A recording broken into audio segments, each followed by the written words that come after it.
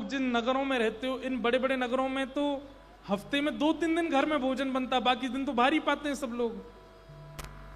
संत महापुरुषों को क्यों परहेज होता, होटल में नहीं खाना, बाहर नहीं खाना, वहां नहीं खाना। बहुत बड़ा परिवर्तन होता है चित्त पर। ये कुभाव का प्रकट होना, कुदृष्टि का प्रकट होना, दूषित विचारों का प्रकट होना, ये सब इन्हीं चीजों से होता है। हमें उस समय नहीं पता चलता। मैया इसलिए व्यक्ति इतना ध्यान नहीं रख सकता कि वो एक एक चीज देख देख करके खाए, लोग पागल कहेंगे उसको। अब तो आप परचूने की दुकान पर जाकर के हाँ भाई ये काली मिर्च कहां से लाए, कौन से खेत से लाए, किस लेके आए, कितने रुपए, वो कहेगा भग जाए यहां से, नहीं देनी तुझे। आटे वाले से जाकर वो चक्की कैसी तुम्हारी, कहां से खरीदी, ओ चाइना से आई, फिर नहीं खिंचवाना इसमें। हम तो पहले तो चक्की घर में ही होती थी ना, हमने देखी है, हमारे घर में थी। जब हम छोटे थे तो माता जी बैठ जाती थी, सामने हमारी चाची या ताई जी बैठ जाती थी, और बीच में हम बच्चे गेहूं डालते थे, माताएं ऐसे घुमाती थी, उसका आटा निकलता था, उससे प्रसाद पाते थे। फिर मशीनें आ गई नगरों में, तो फिर आटा पिसने वहां जाने लगा। ये सब चीजें छोटी छोटी बहुत विकार प्रकट करती हैं, हमें तब नहीं पता चलता। और ना आप इतनी शुद्धि का ध्यान रख सकते हो, विशेष रूप से इन नगरों में तो बिल्कुल भी नहीं। तो फिर क्या करें?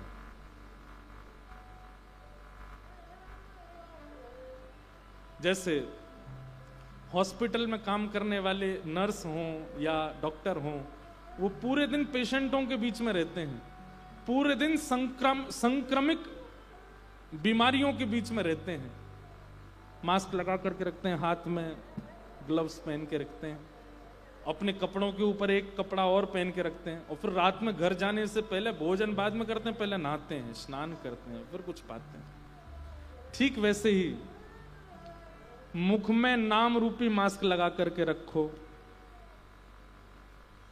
कानों में सत्संग रूपी चर्चाएं चलती रहें, ऐसा विचार करो।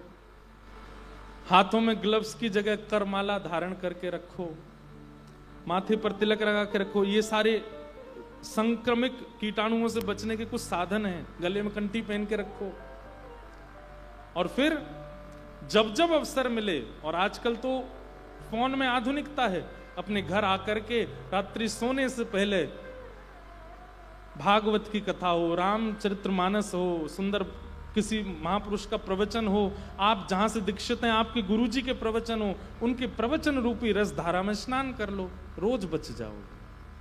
यही बचने का साधन है। आप सब चीजें पवित्र नहीं कर सकते, लेकिन इसका मतलब यह नहीं है कि नाम जप माला लगी भैया उसको फिर साइड में रख के पिज्जा खाया है। महाराज जी बता तो रहे हैं तो सही, साथ में इसको जपते भी रहेंगे, खाते भी रहेंगे। थोड़ा थोड़ा घटे, मजबूरी है तो फिर सब करना पड़ता है कई बार, लेकिन ये सब व्यवस्थाओं से अपने आप को संभाल के रखो, नहीं तो संक्रमित वायरस कहीं से भी प्रवेश हो जाएगा तो पूरा जीवन, विचारधारा सबसे पहले परिवर्तित होगी आपकी, वहीं से सारा भजन नष्ट कर देगा।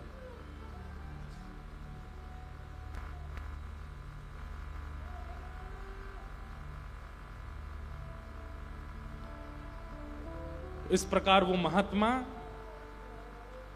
मां के चरणों में प्रणाम करते हैं, बोले मां आज के बाद आप अपने ही घर में प्रसाद बनाना, अपनी दिए में बत्ती बनाना, जो करना है अपने, तभी मुझे पवाना,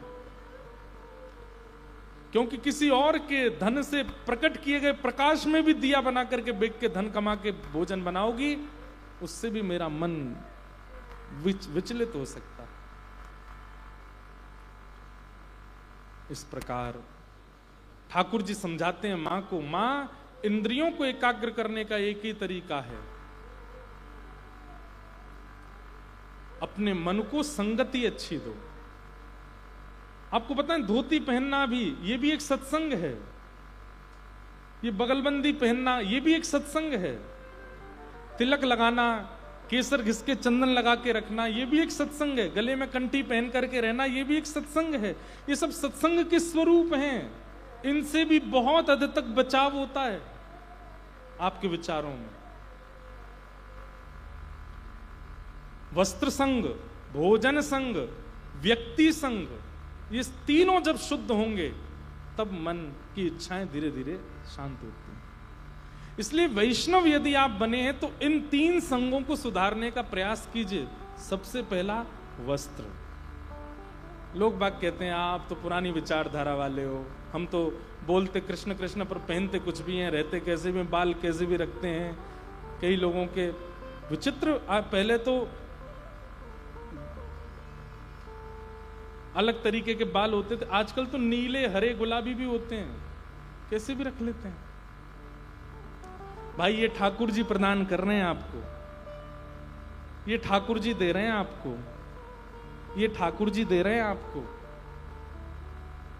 एक प्रकार से आपने किराए पे हमें गाड़ी दी और हम महाराज धुआंधार 100 की स्पीड पे ही चलाते हैं उल्लासनगर के गड्ढों में। जिस दिन आप देख लोगे क्या करो, भाई चाबी दे, तो तेरे को गाड़ी नहीं देनी, तू मेरी गाड़ी किस चलाता है पूरे नगर में। ऐसी ये शरीर रूपी गाड़ी ठाकुर जी ने दी है। यहां उत्पन्न हुआ बाल, यहां उत्पन्न हुआ नख, यहां उत्पन्न हुई एक एक वस्तु ठाकुर जी की है। इसको उसी तरीके से रखिए, संभाल करके, संजो करके, व्यवस्थित करके, ज्यादा विचलित मत करो इसको। शरीर वस्त्र संग पहला सुधारो। दूसरा भोजन अन्न संग, अपना अन्न सुधारिए,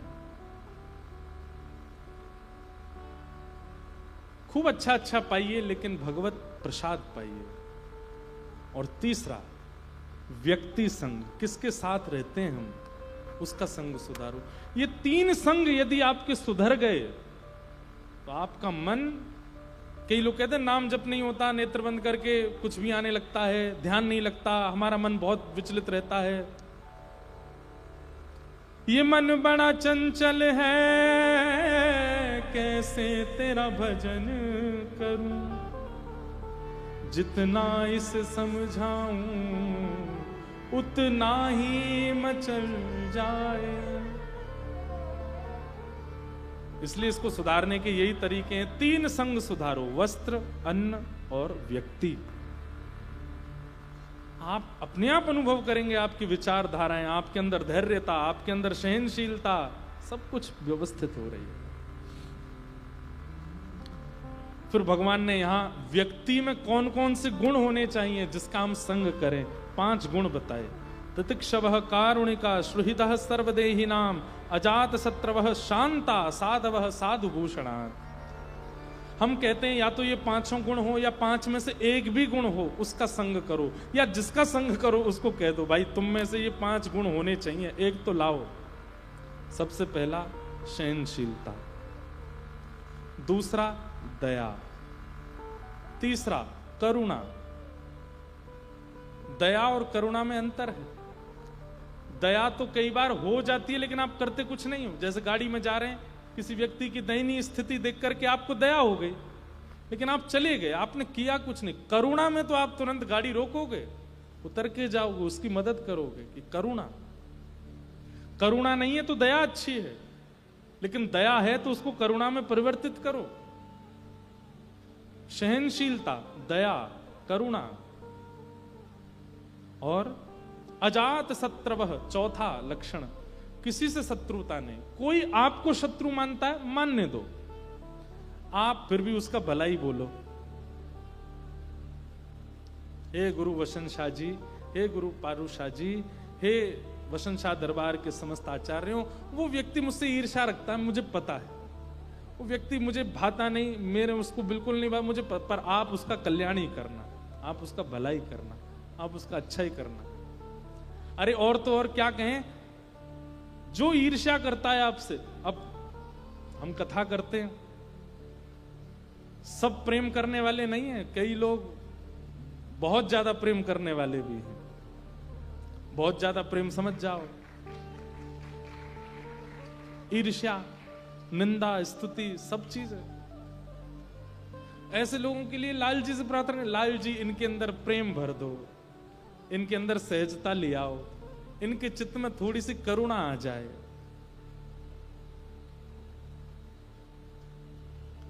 किशोरी मोहे अपनी सी कर ली जय, किशोरी अपनी सी सहज स्वभाव मृदुल मन मेरो, सहज स्वभाव मृदुल मन मेरो, अपने कर सो कीजे, अपने कर सो कीजे, किशोरी मोहे अपनी सी कर दीजे, किशोरी मोहे अपनी सी राग न दोष बैर मन मेरे, राग न दोष बैर मन में। ये हमारे लाल जी की रचना है। ऐसी पंक्ति रोज अपने ठाकुर जी से कहो, रोज किशोरी जी से प्रार्थना करो। राग न दोष बैर मन मेरे, राग न दोष बैर मन मेरे, बस प्रेम स्वभाव ही की जय, किशोरी मोरी प्रेम स्वभाव गिरधर सो मैं नेह लड़ाऊं, गिरधर सो मैंने लगाऊं, गिरधर सो मैं नेह लड़ाऊं, गिरधर सो मैंने लगाऊं, ऐसी मति कर दीजे,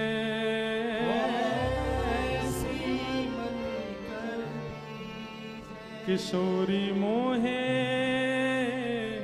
अपनी सी कर लीजे, किशोरी मोहे अपनी सी। आपके भजन का उद्देश्य ही यही बन जाए, ये श्यामाजू हम आपके जैसे हैं जाए, और आपके जैसे ना ऐसा कि आपके चरण की एक कणिका के समान हो जाएं। ये दूषित स्वभाव हमारे चित्त को बिगाड़ रहा है, हमारे स्वरूप को बिगाड़ रहा है। तो ठाकुर जी कहते हैं ये पंच गुण जिसमें हो, सहनशीलता, दया, करुणा, अशत्रुता, किसी के प्रति शत्रु का भाव नहीं, और पांचवा आता है शांता, मौन। ये पंच लक्षण आ जाए मैया, ऐसे का संग करना प्रारंभ कर दो, आपका जीवन सफल हो जाएगा। इतना अद्भुत है कपिल देवभूति संवाद कि ज्ञान युक्त प्रेम भरा है, भागवत जी में है ना, अद्भुत है। गत वर्ष मास कथा जो हुई नासिक में, वहां कपिल देवभूति संवाद करीब शायद 1 सप्ताह तक बोला था, 1 महीना में, अद्भुत है। देवभूति माता के अनेक प्रश्न हैं, दर्शन कैसे करना चाहिए, दर्शन की विधा कैसी होती है। ठाकुर जी फिर दर्शन की विधा बता रहे हैं, सबसे पहले मेरे चरणों का दर्शन करना चाहिए, उसके बाद मेरे घुटने का दर्शन, फिर उदर का दर्शन, वक्ष का दर्शन, मुख का दर्शन। दर्शन की विधा बताने के बाद फिर ठाकुर जी 4 प्रकार के भक्तों के विषय में बताते हैं। कितने प्रकार के भक्त हैं? 4। उनमें राजस, तामस और सात्विक। ये 3 मुझे प्रिय नहीं है। मुझे प्रिय कौन से हैं? बोले मुझे निर्गुण भक्त प्रिय हैं। निर्गुण भक्तों के बारे में बताया। निर्गुण भक्त कौन से हैं? ठाकुर जी प्रकट होकर के सालोक के शास्त्र सामिप्य सारूप्य एकत्वम मप्युत दीयमानम न ग्रहणंती विना मत सेवनम जना। मैं सब कुछ उसको देना चाहता हूं, लेकिन वो मुझसे कुछ नहीं मांगता। ऐसे निर्गुण भक्त ब्रजवासी ठाकुर जी को अति प्रिय। हमारे वृंदावन में एक रसिक हुए, उनका नाम था श्री बिहारिन देव। क्या नाम था? बिहारिन देव जी। जब उनका जन्म हुआ तो स्वामी श्री हरदास जी की कृपा से ही उनका जन्म हुआ। उनके पिताजी दिल्ली में बादशाह के यहाँ कुछ कार्य करते थे, खूब धन आता था, संपत्ति आती थी। जब 1 वर्ष के बिहारिन देव जी हुए तो दर्शन कराने के लिए स्वामी जी के पास आए, तो स्वामी जी ने आशीष देते हुए कहा कि 33 वर्ष रहेगा ये बालक आपके पास, उसके बाद ये वृंदावन आ जाएगा, चाहे कितना रोकने का प्रयास करना, इसके अंदर भगवत भक्ति अपने आप स्फुरित हो जाएगी।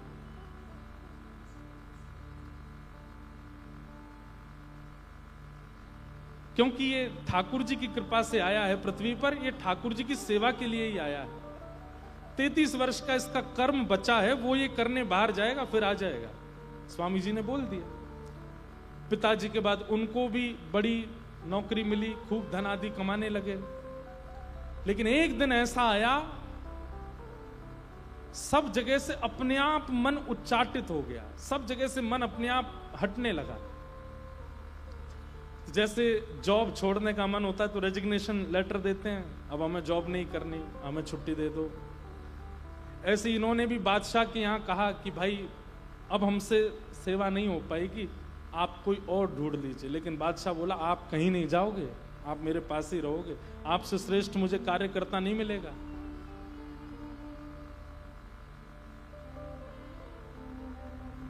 सब लोग इधर देखो। इनके मन में इतनी चिंता हुई कि मैं इतना योग्य क्यों बन गया कि बादशाह मुझे छोड़ ही नहीं रहा है। आप विश्वास नहीं करेंगे, एक दिन उन्होंने मन में विचार किया मैं इतना योग्य हूं तभी तो मुझे नहीं छोड़ रहा है। और एक दिन यही विचार करते करते, वृंदावन की याद करते करते बोले मेरी योग्यता इन हाथों में, अपना हाथ काट दिया। और हाथ काट करके राजा के सामने जाकर के बोले अब मैं आपके किसी काम का नहीं हूं, अब तो मुझे छोड़ दो।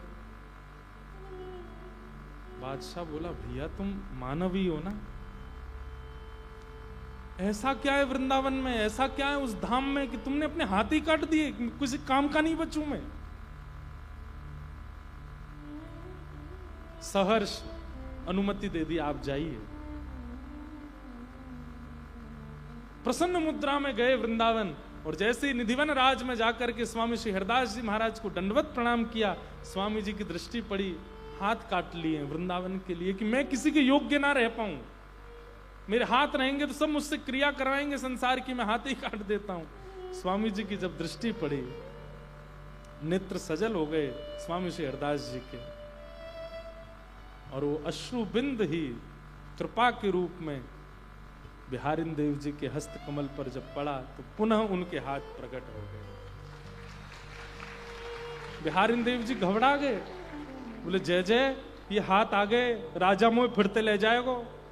बोले नहीं, ये हाथ अब राजा की सेवा के लिए नहीं आए, अब ये बिहारी जी की सेवा के लिए आए हैं, अब तुम बिहारी जी की सेवा करोगे। और श्री बिहारिन देव जी स्वामी जी के पश्चात बिहारी जी की सेवा विठल विपुल देव जी को, और उनके पश्चात फिर बिहारी जी की सेवा बिहारिन देव जी को प्राप्त हुई। ठाकुर जी की सेवा करते थे। कैसा कैसा त्याग उस वृंदावन के लिए किया है लोगों ने, जिसकी आप बड़ी सहजता में वाणी सुनते हो। हमें ज्यादा से ज्यादा अपने कार्य से छुट्टी लेनी पड़ती है वृंदावन के लिए, ट्रेन पकड़ के फ्लाइट पकड़ के पहुंचना होता है। लोगों ने तो कितना त्याग किया है उस वृंदावन की प्राप्ति के लिए। मैं जब बिहारी जी का दर्शन करने जाते हैं तो बिहारी जी के समस्त आचार्य जिन्होंने सेवा की उनकी लीलाएं पढ़ के जाता हूं मैं, कि ये इतनी सहजता में मुझे दिखने वाले बिहारी जी को आचार्यों ने कितनी मेहनत करके लाड़ लड़ाया। राधा रमण जी का दर्शन करने से पूर्व गोपाल भट्ट गोस्वामी जी का चिंतन करते हैं कि कितने रोए थे वे रात में, तब जाकर के ये प्रकट हुए और हमको दर्शन दे रहे हैं। श्री हितरवंश महाप्रभु अपना परिवार छोड़ करके वृंदावन आए, और उस काल में वृंदावन आए जब नरवाहन जैसे राक्षसों का राज्य था वृंदावन में, और तब राधा वल्लभ जी की सेवा व्यवस्थित की। रूप सनातन गोस्वामी अपनी राजा जैसी संपदा बंगाल में छोड़ करके आए, तब गोविंद देव और गोपीनाथ मदन मोहन प्रकट हुए। हमें कितनी सहजता में मिलते हैं। इसलिए वृंदावन जाइए तो जिस ठाकुर का दर्शन करने जाओ उसके आचार्य का स्मरण करते हुए जाना कि मैं तो अभागा, मुझे आप इतनी आसानी से दिख रहे हो, पर आचार्य ने तो आपको कितनी मेहनत परिश्रम से आपको प्राप्त किया।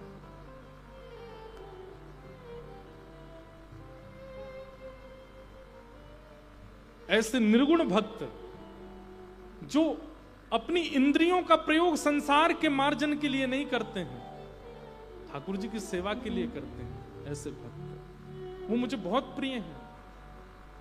जो सुंदर नेत्र पाकर के दुनिया की खूबसूरती ना देख करके मेरी मां की छटा पर मोहित रहते हैं, जो कान प्राप्त करके बहु संगीत ना सुनकर के मेरे कीर्तन में आनंदित होते हैं, जो चरण प्राप्त करके भद्दे गीतों पर ना नाच करके मेरे कीर्तन में उछल उछल के नृत्य करते हैं, जो ये सर्वांगीण इंद्रियां प्राप्त करने के बाद सब कुछ मुझे अर्पित कर देते हैं, मुझे बहुत प्रिय है, मुझे बहुत प्रिय। ऐसे निर्गुण भक्तों के बारे में ठाकुर जी यहां बोलते बोलते देवूती माता के सामने मानो रोने लगे अपने भक्तों का याद करके। मुझे निर्गुण भक्त बहुत प्रिय। देवूती माता ने इस प्रकार अनेक प्रश्न किए। ठाकुर जी ने सबके उत्तर दिए। अंत में देवूती माता ठाकुर जी को प्रणाम करके सिद्धता नाम की नदी बन करके प्रवाहित होने लगी और श्री कपिल भगवान गंगा सागर में जाकर के विराजमान हो गए। आज भी गंगा सागर में श्री कपिल भगवान विराजमान हैं। बोलो गंगा सागर तीर्थ की। इस प्रकार कपिल भगवान के विषय में बताया गया। आगे परम भक्त परम भागवत श्री ध्रुव जी का चरित्र सुनाया, जिन्होंने बाल अवस्था में अपनी मां के, अपनी सौतेली मां की डांट से वन में जाकर के भजन किया और ठाकुर जी को प्राप्त कर लिया। ध्रुव जी की भक्ति में विशेषता ना तो उनकी आयु है, ना उनकी राज पदवी है, ना उनकी मां की डांट है, ना उनका भजन बल है। ध्रुव जी की भक्ति में श्रेष्ठता है उनकी उत्सुकता, जिसको सामान्य भाषा में व्याकुलता, और हमारी आपकी बोली चाली में बोलें तो तड़फन। भक्ति में व्याकुलता बहुत आवश्यक। भाई भोजन तब करो जब पेट बिल्कुल व्याकुल हो रहा हो खाने के लिए। तो भोजन को स्वादिष्ट नमक नहीं बनाता, भोजन को स्वादिष्ट मसाले नहीं बनाते, भोजन को स्वादिष्ट कोई बावर्ची नहीं बनाता, भोजन को स्वादिष्ट बनाती है भूख।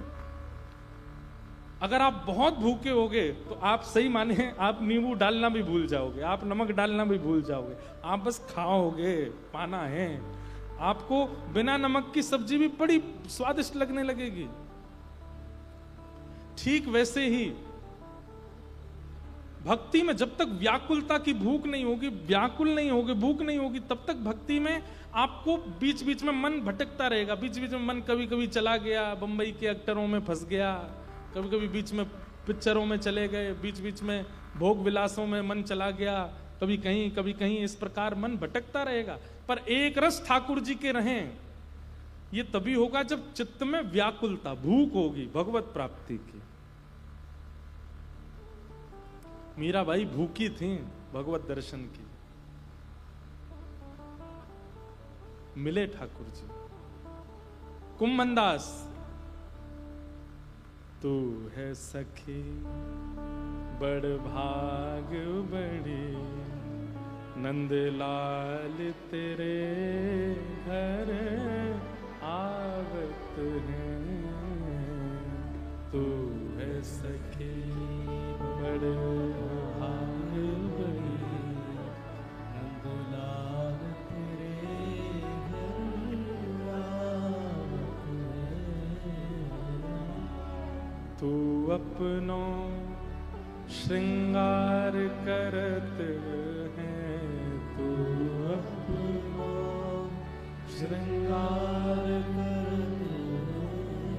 ये दर्पण हाथ दिखावत है, ये दर्पण हाथ दिखावत है।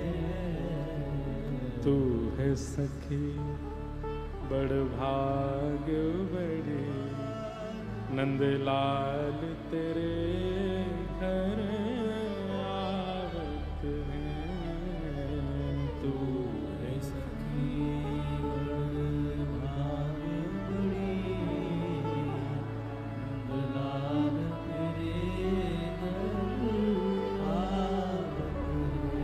अरे फतेहपुर सीकर के राजा अपनी सबरी संपत्ति लेकर के आए हैं, कुम्मन दास जी के द्वार पर खड़े हैं दान करने के लिए। और श्री कुम्मन दास जी जिनके घर में मुख देखने के लिए आरसी भी नहीं है, शीशा भी नहीं है। इतना सुंदर हमारे पूज्य नाना जी बताते थे कि कुम्मन दास जी पे आरसी नहीं थी तो एक कठौते में जल भर के उसमें अपना रूप देखते थे। लेकिन कभी कभी क्या होता था, ठाकुर जी आ जाते थे छोटे से, और गोपाल जी आकर के कुम्मन दास जी गोद में बैठ जाते। ए कुम्मना, आज तेने तिलक स्वरूप ना कियो, जय जय आप चले जाओगे फिर करूंगा। बोले चौ, मुझे नीचे झुक के देखना पड़ेगा ना कठौता में, आप बैठे हो गोद में कैसे देखूं। ठाकुर जी खड़े हो जाते हैं और कुम्मन छोटे छोटे हाथों से कुम्मन दास का मुंह पकड़ के बोलते हैं, चल मैं तेरी आरसी बन जाऊं आज, तू लगा तिलक। और ठाकुर जी कुम्मन दास का हाथ पकड़ करके कहते हैं, हाँ बल यहीं रखो, सीधो खींच ले ऊपर। अब यहाँ तक खींच रहे हैं ठाकुर, अरे टेढ़ो है गो, इतकू कर लेंगे यहाँ पे, फिर वो उधर को कर रहे हैं। हाँ अब नीचे तो गोल घुमाए दे, नीचे और खींच ले ऊपर। आहा कितना सुंदर लग रहा हो भैया कुम्मन दास। ठाकुर जी श्रृंगार कराते थे। कुम्मन दास जी अपने बड़े बड़े केश काटते, ठाकुर जी हम यहाँ तक खींच ले, बढ़िया पीछे गए। अब पाग बांध ले ऊपर, कुम्मन दास जी पाग लेकर के, अरे ज्यादा नीचे है गिरने के ऊपर कर।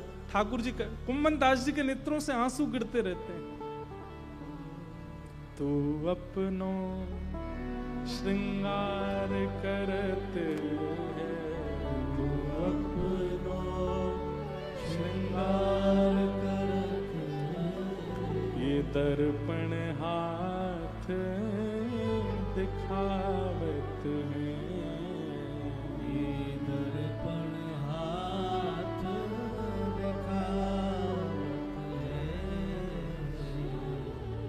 कुंभन दास लाल गिरधर के, कुंभन दास लाल गिरधर के, ये तो तेरे ही हाथ बिकावत है, ये तो तेरे ही हाथ बिकावत है। बाहर राजा खड़ा है और जैसे ही राजा भीतर आ जाता है, ठाकुर जी अंतर ध्यान हो गए। जैसे ही ठाकुर जी अंतर ध्यान हुए, कुम्मन दास जी कहते हैं, अभी तो यहीं हते, कहां चले गए जन, अभी तो यहीं बैठे जन, कहां को चले गए। राजा आके बोलता है, महाराज किसको ढूंढ रहे हैं? श्याम सुंदर, मदन मोहन, गोपीनाथ, गोपी और चंदन यहीं बैठे मेरी गोद में, मेरे थोड़ी पकड़ के मुझसे बात कर रहे, जन कहां चले गए। अरे तू काय को आ गो मेरे घर पे? महाराज मैं संपत्ति लेके आया हूं दान। अरे तू मैं ही मिलो दान कर, कोई और दान करिया, मुझे नहीं चाहिए कछु भी। घर के लोग बगल में खड़े कुम्मन दास जी से कह रहे हैं, हमारे घर की स्थिति देख रहे हो, अरे दान दे रहा है, ले लीजिए ना। भगा दिया राजा को। ठाकुर जी वापस आ गए, वापस आकर के बोले, ए कुम्मना, मैंने ही तो वो राजा भेजो चेताए के कि तेरे यहां दान कर दे, और तेने बागू वापस कर दियो। तो को धन नहीं चाहिए, तेरे घर में कितनी जरूरत है।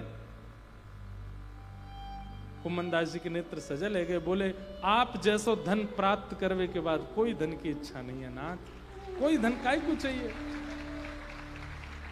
मेरे घर में शीशा नहीं है पर आप आते हो, मेरे घर में भोजन नहीं है पर आप आते हो, मेरे घर में बैठवे को पलंग नहीं है पर आप आते हो। या राजा के घर में शीशा भी है, भोजन भी है, पलंग भी है, या क्या जाओ तुम? नहीं जाओ।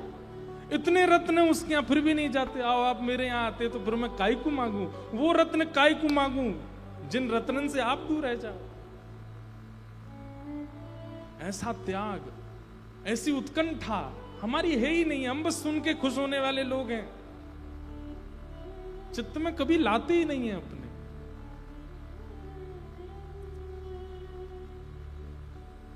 मीराबाई प्यासी थी इसलिए ठाकुर जी मिले, कुम्मन दास भूखे थे इसलिए ठाकुर जी मिले। हम ना तो भूखे हैं ना प्यासे हैं, संसार के भोगों से ही हमारी ऊर्जा चल रही है, इसलिए क्यों मिले ठाकुर जी। ध्रुव जी महाराज वन में गए और 5 महीने तक ध्रुव जी ने ऐसा भजन किया। ध्रुव जी के भजन से ठाकुर जी प्रसन्न होकर के गरुड़ पर विराजमान होकर के आए। ध्रुव जी ने ठाकुर जी का दर्शन करके चरणों में प्रणाम करके स्तुति गाई है और स्तुति गाते हुए ठाकुर जी से निवेदन कर रहे हैं, हे नाथ, भक्ति मोह प्रवहताम त्वयि में प्रसंगो भूयादनंत महताम अमलाशयाना ये नांज सौर्वण मुरुव्यसनम भवाब्धिम निश्चय भवत गुण कथामृत पान मत्त। ध्रुव जी ने इतनी सुंदर वस्तु मांगी कि ठाकुर जी आश्चर्यचकित रह गए। क्या? ठाकुर जी से कहते हैं, हे नाथ, मुझे एक व्यसन लगा दीजिए। भगवान बोले, वाह, दुनिया के लोग व्यसन से छुटकारा पाने के लिए क्या क्या करते, तू कह रहा व्यसन लगा दो? बोला हाँ। हमारे दर्शन का व्यसन चाहिए होगा जरूर? बोले नहीं। तो फिर? बोले भक्ति मोह प्रवहताम त्वयि में प्रसंगो भूयादनंत महताम अमलाशयाना।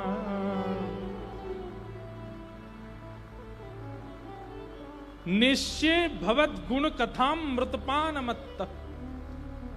आपकी कथा सुनने का मुझे व्यसन लग जाए नाथ। जैसे एक व्यसनी व्यक्ति बिना व्यसन के नहीं जी पाता, मैं आपकी कथा के बिना ना रह पाऊं नाथ। आपकी कथा सुनने की इच्छा मेरे चित्त में ऐसी व्याकुलता प्रकट कर देती हो, जैसे व्यसनी व्यक्ति बिना व्यसन के तड़पता है, मैं आपकी कथा के बिना तड़पा करूं। जैसे जल बिन मछली तड़पती है, मैं आपकी कथा के बिना तड़पा करूं। मुझे आपकी कथा चाहिए। भगवान बोले, तुझे प्रत्यक्ष हम नहीं चाहिए, कथा चाहिए। क्यों? बोले क्योंकि नाथ, पहला कारण कि प्रत्यक्ष में तो आप एक ही रूप में रहोगे, पर कथा में वक्ता आपकी ऐसी ऐसी लीला सुनाते हैं, आपकी सारी लीलाएं, बाल लीला भी दिख जाती है, पौगंड लीला भी दिख जाती है, कुमार लीला भी दिख जाती है, विवाह लीला भी दिख जाती है, और फिर भक्तों के लिए आप कृतमनु कृतवत्य उन्मदांध प्रकृति मगन किल यस्य गोपवध्व। ध्रुव जी कहते हैं, मैं अगर अभी आपसे कहूं कि आप लड्डू गोपाल बन जाओ, आप नहीं बनोगे। लेकिन कथा में जब व्यास जी गोपियों के भाव सुनाते हैं तो वहां पे आप लड्डू गोपाल बन जाते हैं, माखन चोर गोपाल बन जाते हैं। जब रास बिहार की कथा आती है तो आप मुकुट धारण करके बरहा पीड़म नडवर वपुः कर्णयो कर्णकारम, आप रास बिहार में पीताम्बरी पहन के आ जाते हैं। वही वक्ता जब वक्ता महाभारत का वर्णन करता है तो आप अर्जुन के रथ के सारथी बनकर के आ जाते हैं। विराट रूप का वर्णन करता है तो सुदर्शन चक्र धारण करके आ जाते हैं।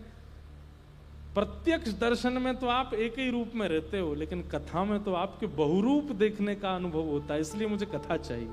और दूसरा क्या? प्रत्यक्ष में तो केवल आप नेत्रों को दिखाई देते हो, पर परोक्ष में, कथा में आप जित देखो उधर दिखाई देने लग जाते हो। थोड़ी देर पहले हम इस वृक्ष को ही ठाकुर जी बता रहे थे, इनको किशोरी जी बता रहे थे। प्रत्यक्ष में तो केवल आप नेत्रों को दिखते हो, पर परोक्ष में तो आप रोम रोम को अनुभव होते हो। इसलिए नाथ, मुझे कथा का व्यसन दे दो, ऐसी कृपा कर दो कि मैं कथा में रहूं, कथा का व्यसन मुझे लग जाए। निश्चय भवत गुण कथामृतपान मत्त। ठाकुर जी प्रसन्न हो गए। ध्रुव जी को 5 वर्ष के हैं बस। हृदय से ठाकुर जी ने लगाया और कहा, ध्रुव, अभी तुम्हारे जीवन के कुछ कार्यकाल शेष रह गए, उनको पूरा करो। और तुमने कथा का याचना की है, कथा सुनते हुए जब ठाकुर जी ने कहा कुछ दिन पृथ्वी पर रहो, तो ध्रुव जी घबरा गए। बोले, आप आपके दर्शन करने के बाद मैं कैसे रहूंगा बिना आपके? तब ठाकुर जी बोले, मेरी कथा तुम्हारी सहायता करेगी, कथा तुम्हारे जीवन में रहेगी, जाओ। और कथा सुनते हुए श्री ध्रुव जी महाराज 36,000 वर्ष तक पृथ्वी पर रहे, ठाकुर जी के दर्शन के बाद। सोचो, दर्शन के बाद भी रहना पड़ सकता है, इसलिए पहले ही भजन कर लो, क्योंकि दर्शन के बाद रहना बहुत मुश्किल है। दर्शन से पहले रह लो, पृथ्वी पर भजन कर लो, चल जाएगा, काट लेंगे समय। लेकिन एक बार वो बांकी छटा दिख गई और उसके बाद ठाकुर जी ने कहीं आज्ञा कर दी, अभी तो तुम्हारी 20 साल के भजन और रह गए, फिर कैसे जियोगे, कैसे टिकोगे फिर।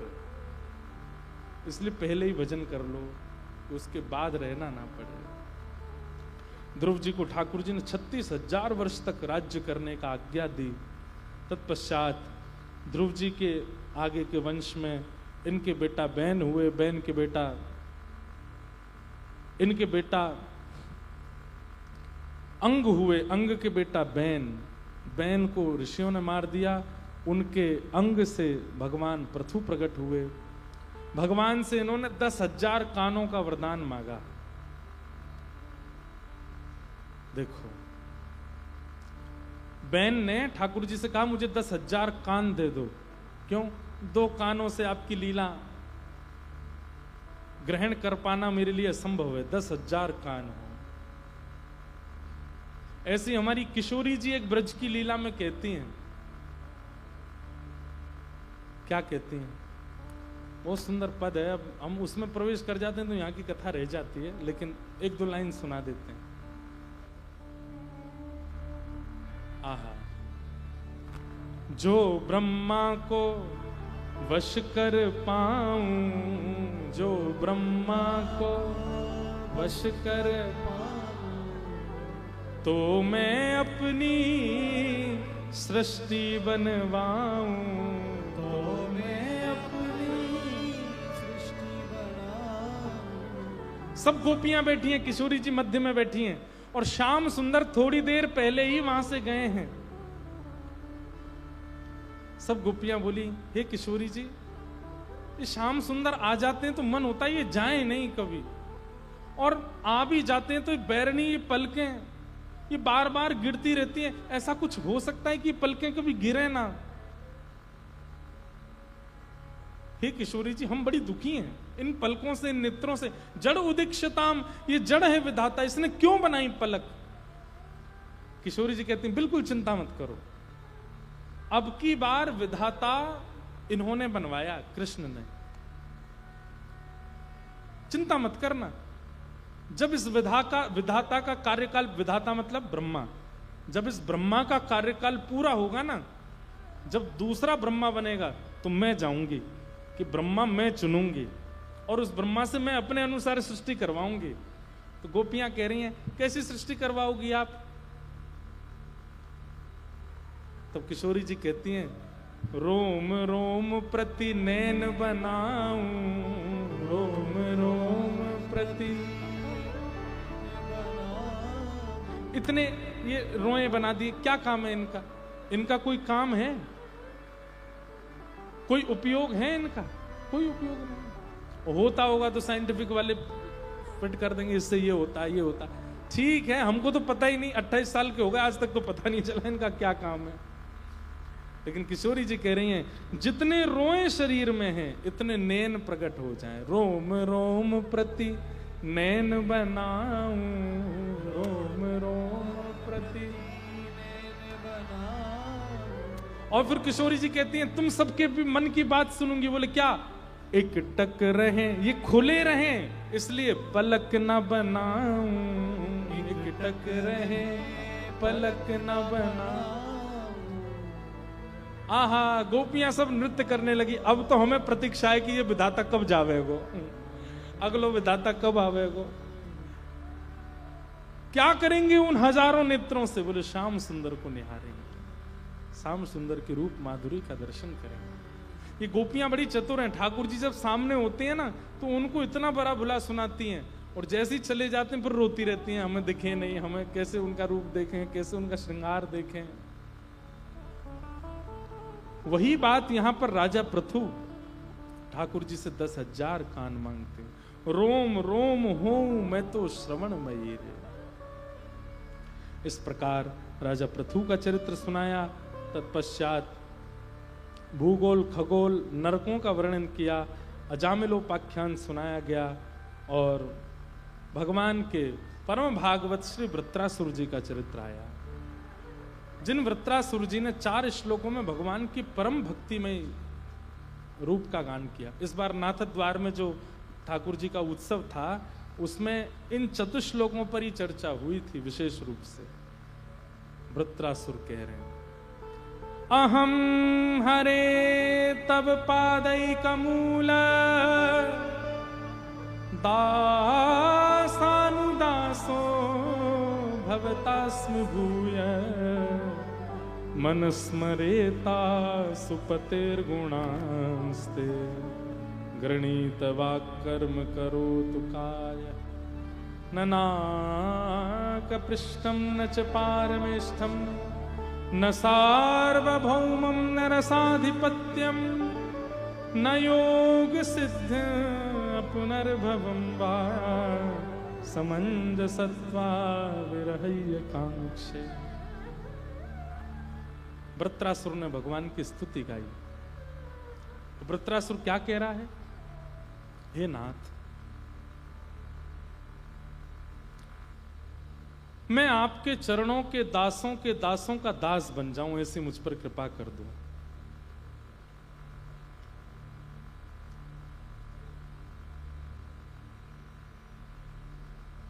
मैं आपके चरणों के दासों का दास बन जाऊं, ऐसी मुझ पर कृपा कर दो।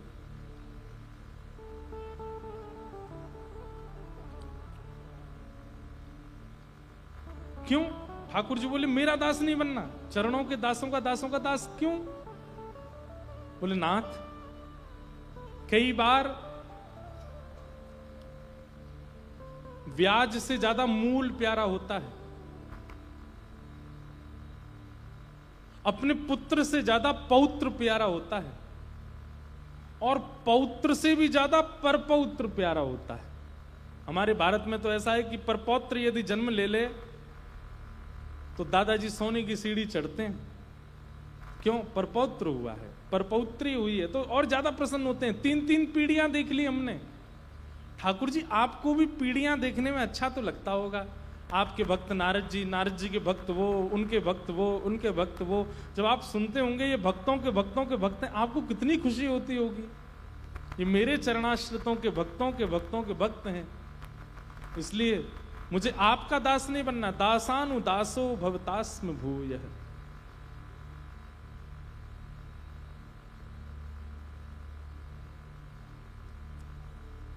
एक पद गाते हैं हमारे वृंदावन में,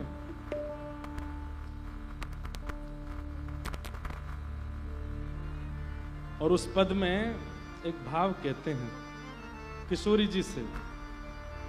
क्या?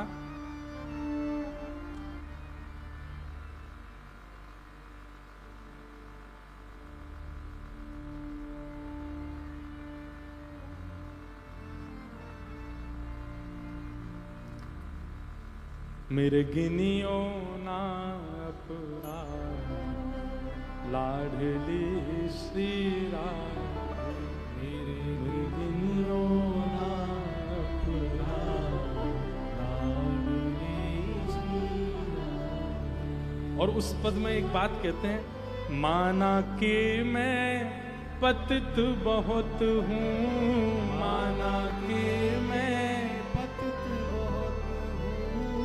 माना के मैं पतित बहुत हूँ, माना के मैं पतित बहुत। हे पतित पावन तेरो नाम लाडली श्री राधे, पतित पावन तेरो नाम लाडली श्री राधे। ओ मेरे गिनियो ना अपराध लाडली श्री राधे, मेरे गिनियो ना अपराध। हाँ, ये बात कहते हैं। क्या? हे किशोरी जी, मुझ पे कृपा करके एक काम कर देना। बोले क्या? अष्ट सखिन में गोप गोपिन में, अष्ट सखिन में, अष्ट सखिन में गोप गोपिन में, अष्ट सखिन में, और उनमें यदि नहीं हो सके तो उन्हू की दासी दासिन में, उन्हू की दासी कहीं लिख ली जो मेरो नाम सहेली श्री राधे कहीं लिख ली जो मेरो नाम लाडली श्री। कितना अच्छा भाव है। अष्ट सखिन में गोप गोपिन में उन्हू की दासी दासिन में